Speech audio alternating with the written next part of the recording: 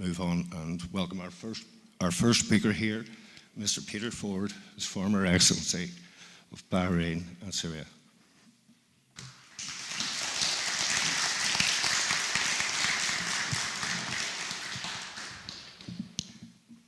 Thank you, Greg. I hope everyone can hear okay. I'm going to speak to you about imperialism in general, but with particular reference to British imperialism and with particular reference to Syria. Now, I used to think that imperialism was about having colonies, but it's gone beyond that, and modern imperialism takes different guises.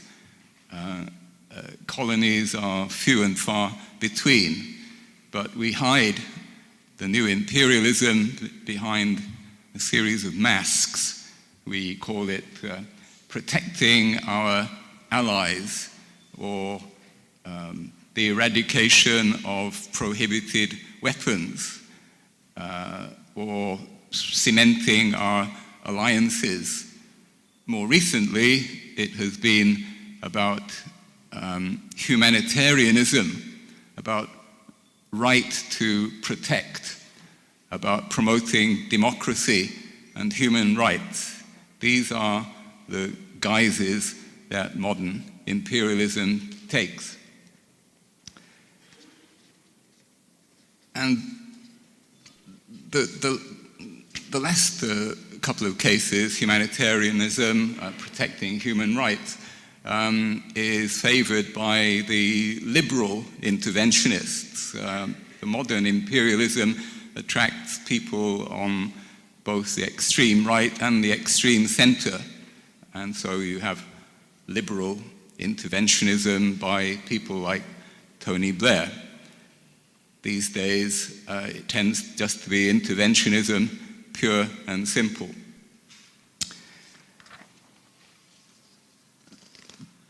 I'm going to say a word about the recent bombing of Syria back in April.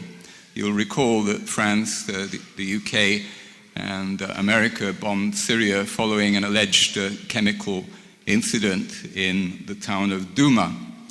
The Americans didn't even try to justify this in terms of international law. I think the American public are quite used to the sight of their government bombing any country they care to bomb without giving a legal justification for it. But the British are different. We are more hypocritical. We demand of our governments at least a pretense that we're acting legally. And so the Foreign Office lawyers were sent away to concoct some sort of justification for bombing a country which hadn't attacked us, which didn't threaten us in any way, and where there was no UN mandate, no legal leg, in fact, to stand on. And the best that the best lawyerly brains of the Foreign Office, the entire government could come up with was that, well, we had a right to protect, a right to protect people against having chemical weapons inflicted on them, a right to protect the wider world from these prohibited weapons. Well, this is just a made-up doctrine. Real legal scholars will tell you that there is no acknowledged in international law right to protect. It is a liberal interventionist wet dream, this idea of a right to protect. Right to protect, right to kill, license to kill. That is what right to protect is in practice. And that is what our country did alongside America and France back in April. Fortunately, thanks to some adult supervision by the Russians, it was organized so that not too many people got hurt, and the targets that were attacked were empty targets, which had actually been given a clean bill of health by the OPCW inspectors just a few months earlier. So we didn't even, as we claimed, attack chemical weapon active sites. According to the OPCW itself, they were not active sites, but of course our media simply swallowed the government line wholesale and didn't question either the targeting or the legal basis. Yes, the media often, I'm sorry to say, suckers for liberal interventionism and the handmaiden to this new imperialism. Take a bow, the BBC. Yes, we must acknowledge that you are a world leader, that you set much of the international agenda. You are part, you, the BBC, of Britain's fabled soft power that we're always boasting about, that new set of subtly tuned instruments for wielding imperial power around the globe. You, the BBC, throw us off the scent by criticizing the government over things like Grenfell or the NHS or messing up Brexit. How brave, how brave.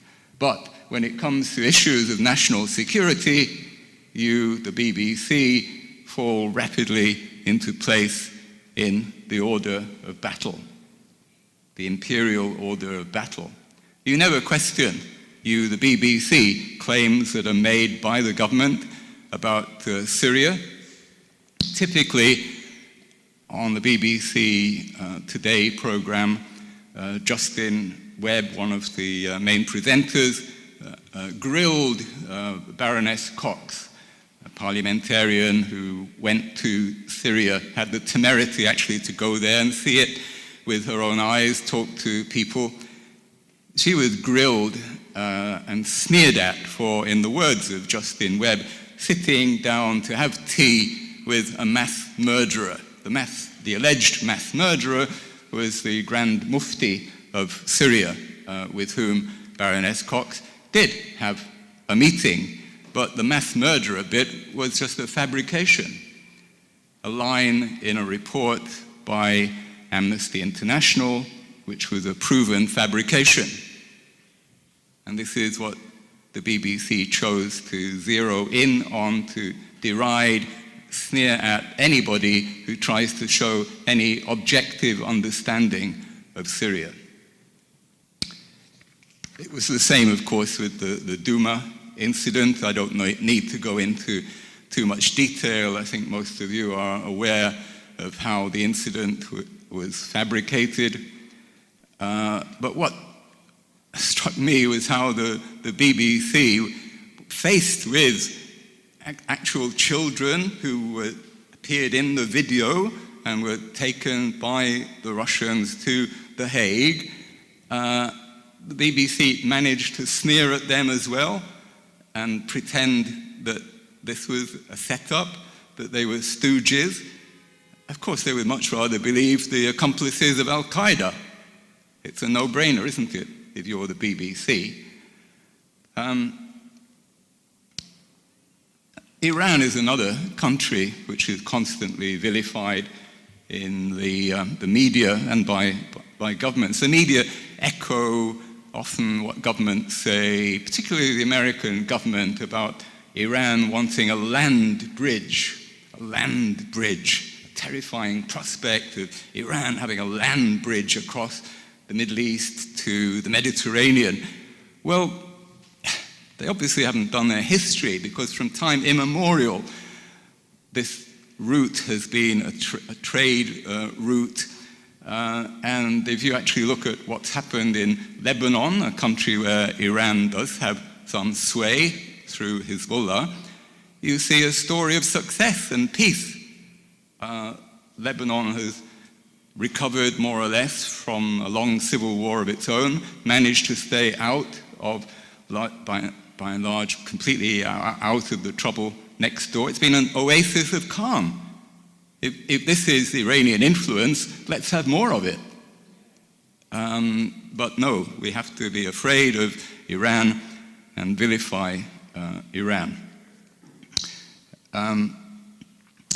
One aspect of imperialism that particularly draws my attention is the bases. The Americans have approaching 800 bases, military bases around the world. Russia has 9, and we're asked to be afraid of Russia and fear Russian expansionism.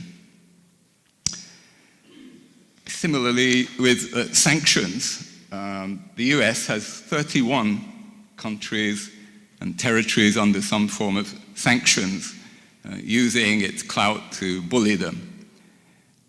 This is in addition to the many UN-mandated sanctions, which are largely, mostly at the behest of the United States. And now Iran is coming in for yet more tightened American sanctions. Syria has been under the cosh for years from sanctions. Our government don't even try to defend them, partly because they're not asked to.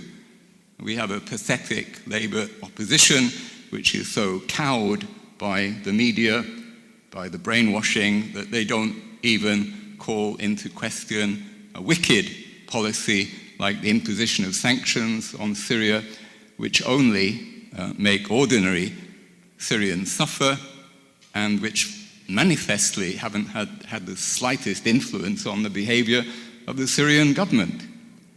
But it's not even an issue.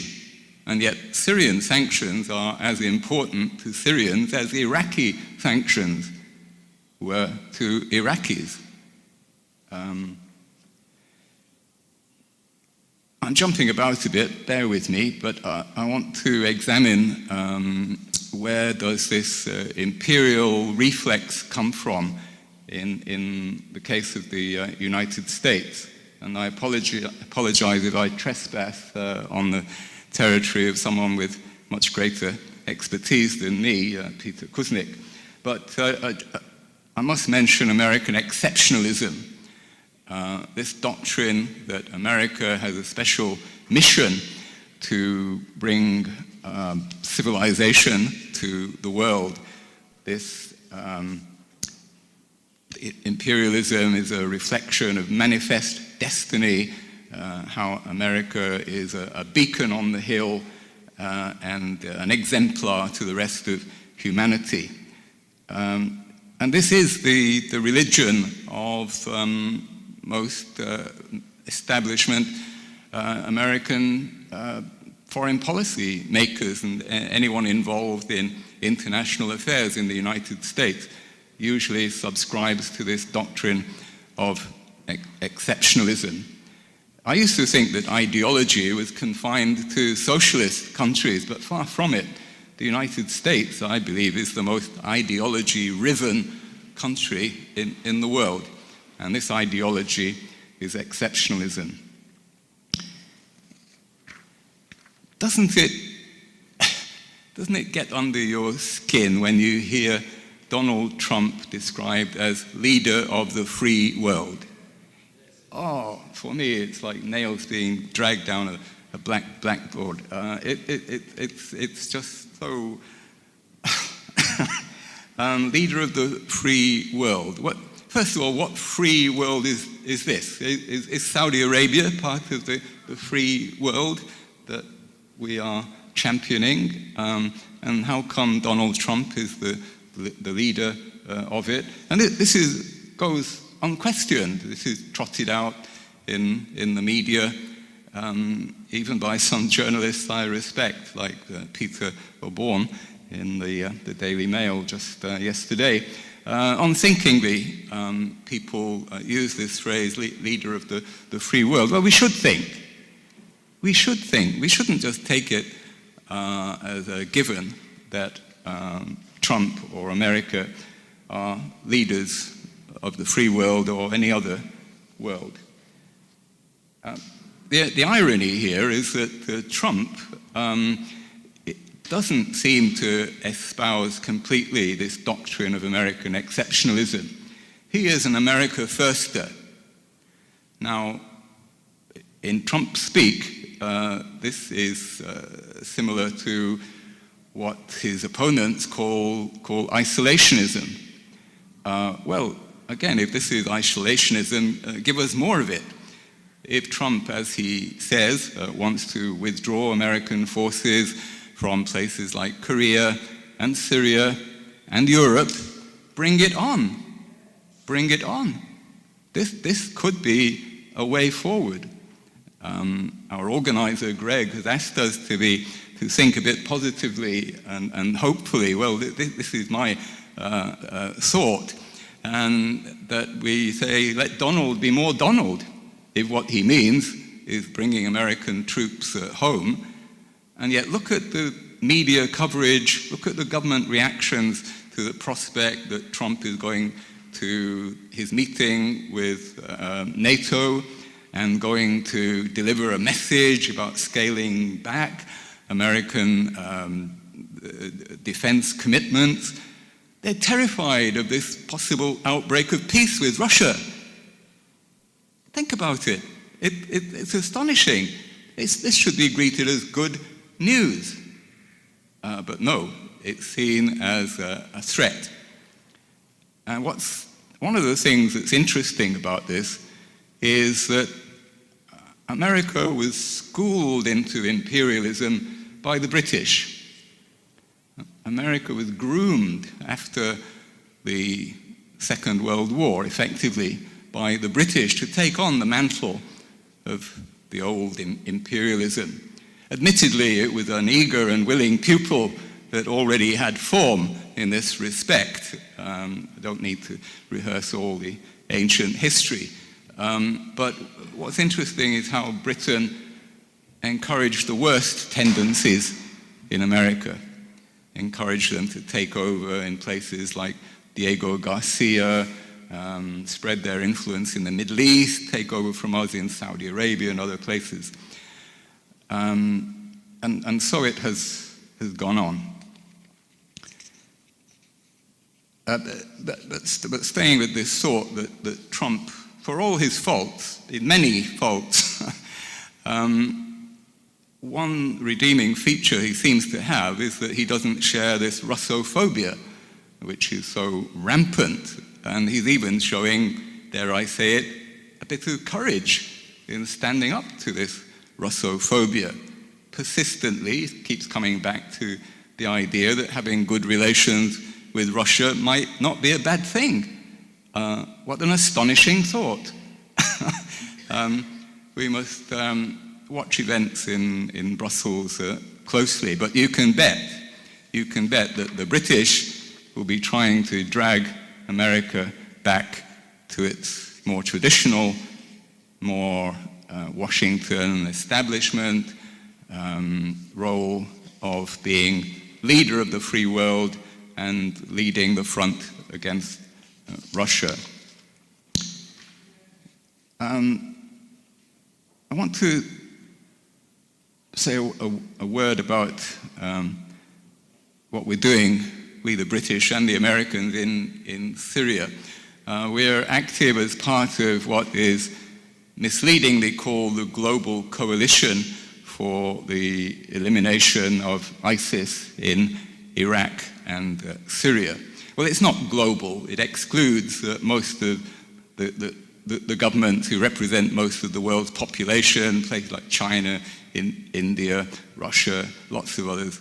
But the Global Coalition.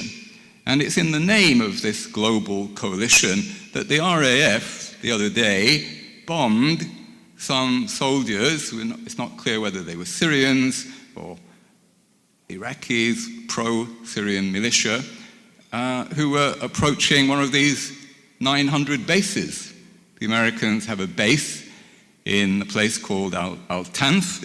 It's on the border, very remote place on the Syrian border with Iraq. And our RAF, which we've been some of us celebrating their anniversary today, the proud RAF, somehow managed to find themselves on the side bombing Syrians who are trying to root out extremist jihadis who are sheltering behind an American shield in Al-Tanf. And this base has absolutely no legal foundation whatever. The Americans don't even claim to have a basis for it. Right is might, and we'll blow your head off if you come near. That is what they say, and that is what they do. And we, the British, have become accomplices in this crime.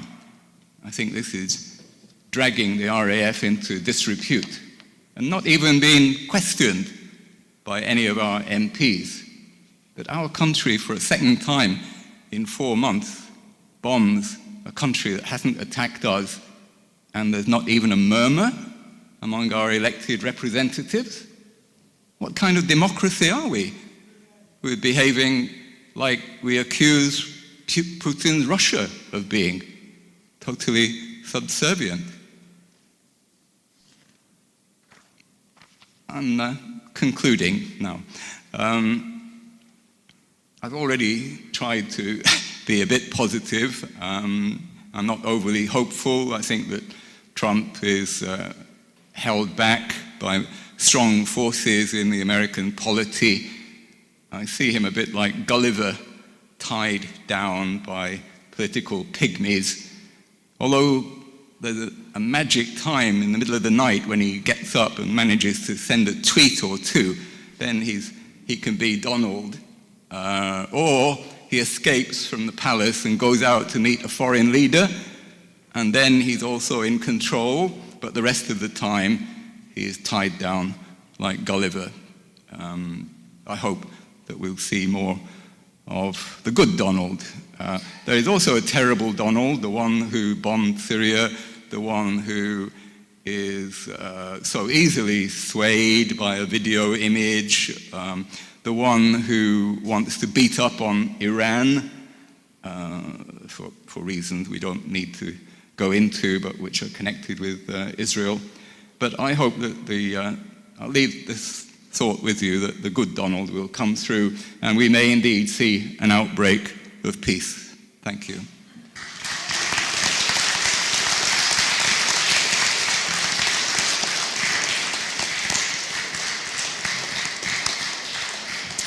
Thank you very much, Peter. That was an exceptional speech. I think everyone will agree on that.